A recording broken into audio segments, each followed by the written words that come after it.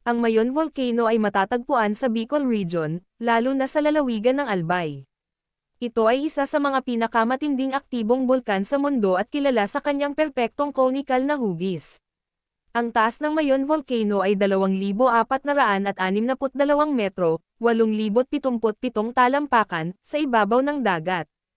Ito ay isa sa mga pinakamataas na bulkan sa Pilipinas at ang ikalima sa buong mundo na may perpektong conical na hugis. Ang Mayon Volcano ay aktibo simula pa noong 1616 at nagkaroon na ng higit sa 50 malaking pagputok. Ang pinakamalaking pagputok nito ay nangyari noong 1814, na kumitil ng buhay ng higit sa 1,200 tao. Ang Mayon Volcano ay isa sa mga pinakapopular na destinasyon sa turismo sa Pilipinas.